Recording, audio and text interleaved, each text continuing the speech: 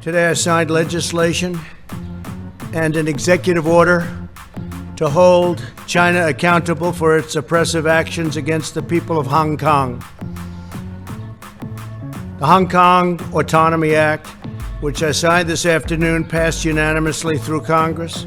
This law gives my administration powerful new tools to hold responsible the individuals and the entities involved in extinguishing Hong Kong's freedom. We've all watched what happened. Not a good situation. Their freedom's been taken away, their rights have been taken away, and with it goes Hong Kong, in my opinion, because it will no longer be able to compete with free markets. A lot of people will be leaving Hong Kong, I suspect.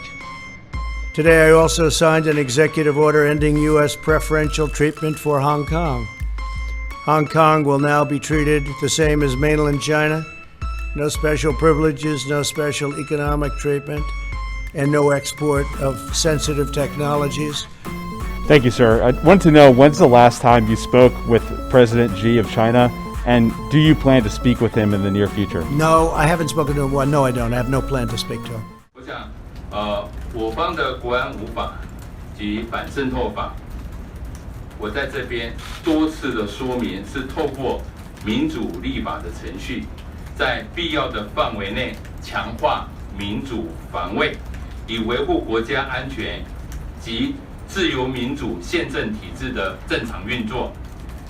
尤其反渗透法是针对法律原本就禁止的不法行为，相关的规范并没有限制宪法保障人民的言论及表意的自由。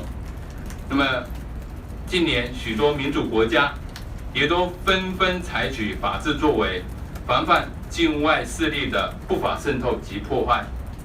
那么，香港国安法是在专制的体制下，透过没有民意授权基础的机制，且绕过香港立法机构，制定让人民因言获罪的法令，且拥有无所不在、无所不包的管辖权，两者完全无法相提并论。我们要再重申，中华民国是一个民主法治的国家，所有涉及人民权利义务的法律，都必须在一定的立法程序，有其公开、透明的过程，并受到社会监督，而且它法律的基础也是基于独立超然的司法体系。